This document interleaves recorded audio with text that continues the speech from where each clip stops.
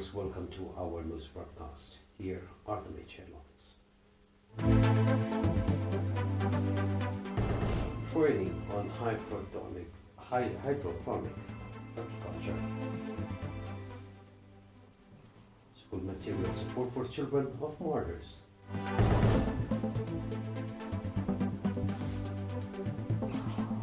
The Netherlands delivers first batch of F-16 fighter jets to Ukraine.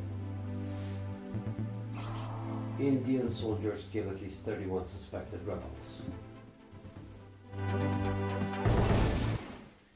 The Ministry of Agriculture branch in the Mandafara subzone has provided training on hydroponic agriculture to 25 members of the Farmers Association, including 25 women in the Adimangoti administrative area. Mr. Kiflamariam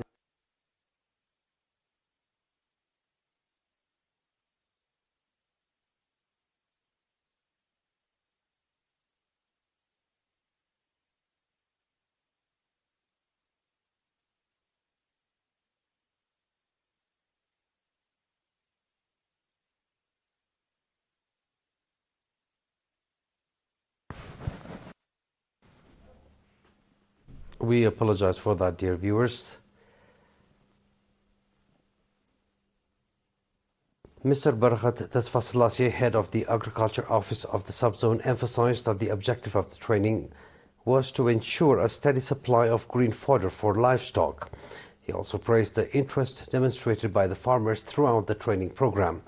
Mr. Yaman Abai, Director General of Agriculture and Land in the Southern Region, and Dr. Ogbazgi Kifle, Head of Livestock Resources, both noted that the training would particularly benefit female farmers. They called on trainees to secure as role models for other farmers in their communities. Ms. Tsaganet Ogbit, a member of the Farmers Association in Adamangoti, shared that she has been practicing hydroponic farming for a year and has successfully secured green fodder for her livestock and poultry. Adimangoti administrative area is located 4 kilometers north of Mandafara.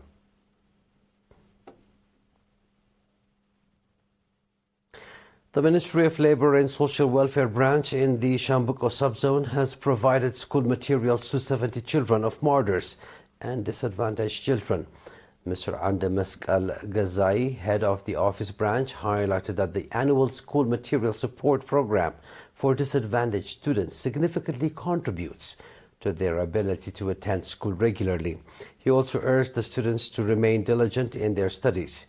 In addition, Mr. Andamesk Al mentioned that the office has rehabilitated 3 families of martyrs through small-scale trade initiatives and supported 4 families with livestock, each valued at 10,000 nakfam.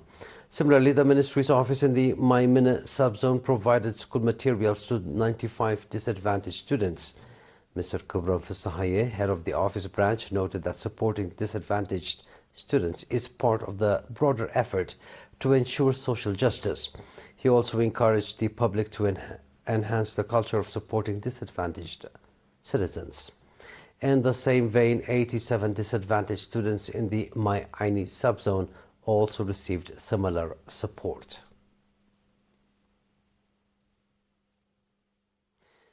A monument dedicated to martyrs in the Diksa administrative area, Saganeti subzone, was inaugurated on 6 October. The monument was built through the initiative of the residents. Mr. Abdul Qadir Haj Ali, administrator of the Saganeti subzone, emphasized the deep honor and respect the Eritrean people hold for the martyrs who sacrificed their lives for independence and to safeguard national sovereignty. He stated that the monument carries a powerful message for future generations. Commending the residents for their initiative, Mr. Abdul Qadir has underscored the importance of upholding the martyrs' legacy.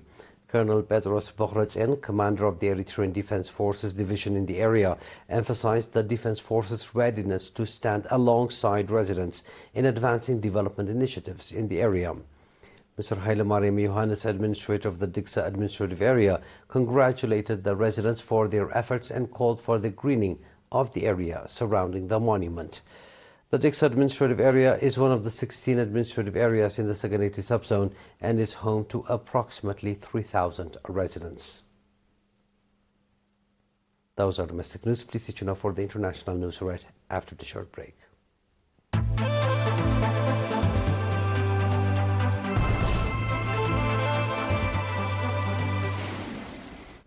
The Netherlands has sent a first batch of F-16 fighter jets to Ukraine, according to the Dutch defense minister. The Dutch government has said it would send 24 F-16 fighter jets to Kiev, while the rest of the jets will follow in the coming months.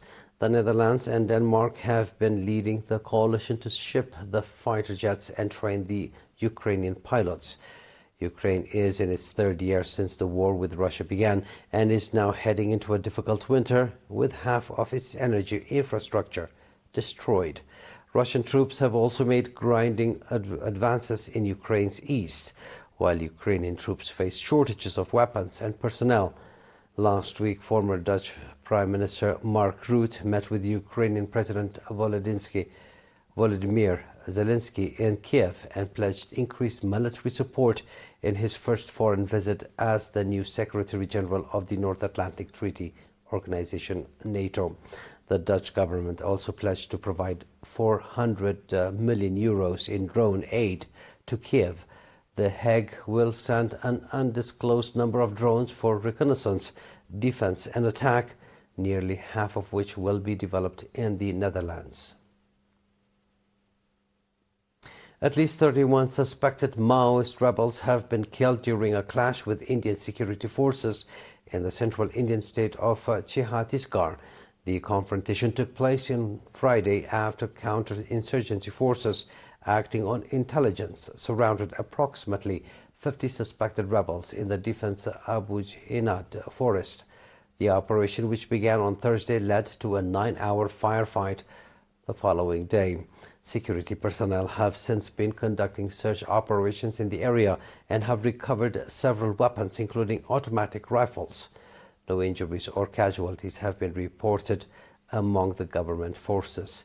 There has been no immediate statement from the rebels, and Indian forces have been engaged in a long-running conflict with Maoist rebels known as the Naxalites since 1967.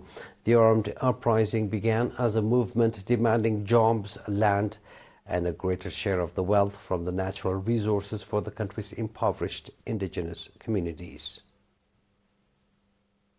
Please sit down for a recap of tonight's headlines.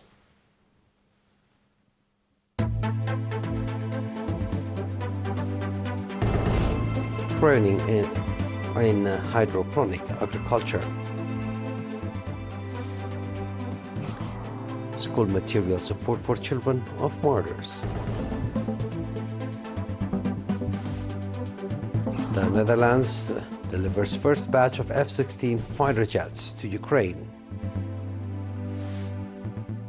Indian soldiers kill at least 31 suspected rebels. And that was our news for tonight, dear viewers. It is good night from us.